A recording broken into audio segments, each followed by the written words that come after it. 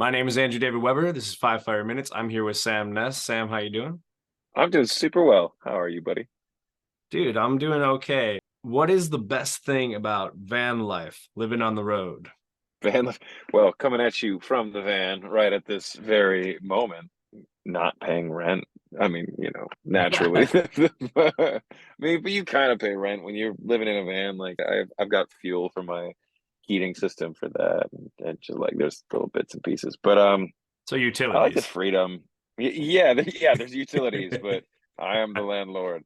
Um, Van lord. I I really enjoy like finding new like cafes, restaurants, little nooks and crannies. On the road when you're in new cities, and I mean Walmarts are pretty standard, but sometimes you'll find a nice cozy neighborhood with like a little corner bar with good food or something. You can and you'll be like, "Hey, am I good to park here?" And they're like, "Yeah, totally." And then when you wake up in the morning, it's like, "Oh, I need coffee. Where's that coming from?"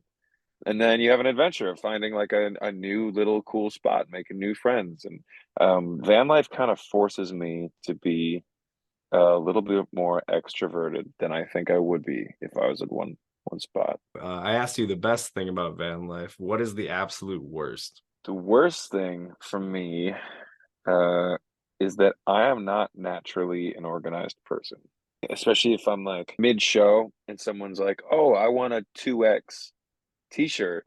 And I go to my merch bin and it's out, and then I have to go to the reserve merch bin, which is like tucked underneath my bed area.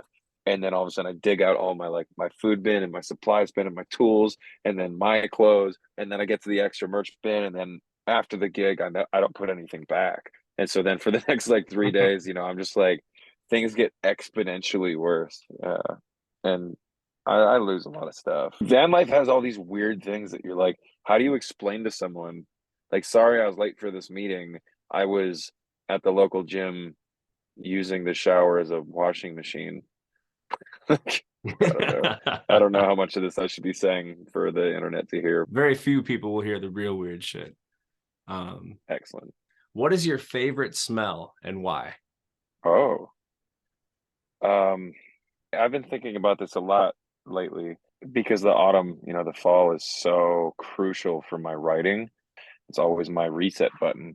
And I always say, like, the first day that I wake up and it's below freezing, when I step outside and you breathe in and it like stings your lungs a little bit, like it just feels fresh.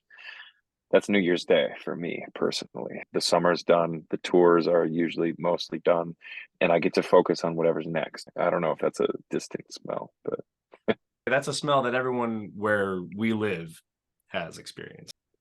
that Midwest first autumn day, my favorite Midwest smell. first autumn What's day. yours? If I'm really in the mood for something or some place, I'll start like having phantom smells. You Hmm. know what I mean? Like, Definitely. okay, so the smell of New Orleans depends where you are, in the city. It's one of my favorite cities to visit. And so sometimes I'll get this like urge to go there. And when I get that urge to go there, I can smell like all of the smells that you would get wafting through like the French Quarter, including the in the streets. But like it's got this like sort of like nostalgic pull for me. I'll just take that trip down memory lane. I'll have that phantom smell sort of there. So that's Oh, one there's of a them. song there. There's definitely some lyrics there, and I can smell New Orleans when I'm Yeah, not there. dude, yeah. I really can. Otherwise, I do really love the smell of pine tar. Yeah, I was gonna ask if that was it. If you could be any animal, what one would you pick? Real wolfy vibes, pack and community and howling at random.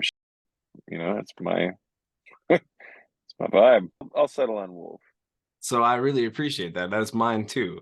We were talking about, remaining independent and DIY versus ever signing to a label.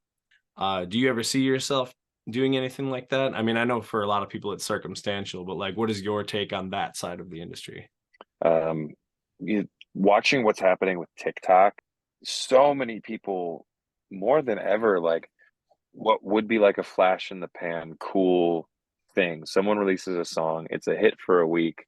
Wow, that was really cool. And then you move on and you discover something else. But I'm watching people that all of a sudden they're blowing up with a hit and people are continuing to stay really loyal to those people. Yeah. Does someone like that um, ride that wave for as long as they can without a major team? Because that's what you get with a label. You get a team. I would like to be accessible, and I'd like to be relatively consumer friendly, but I also don't want anyone to say, "Oh, he sounds like Hosier" or whatever. Like you really do have to just worry about what works for you. I think that's all I have for you, so I'll probably edit this down. Cool, right on. Well, I'm honored. Let me know where it is, and I'll Yeah, blast it out.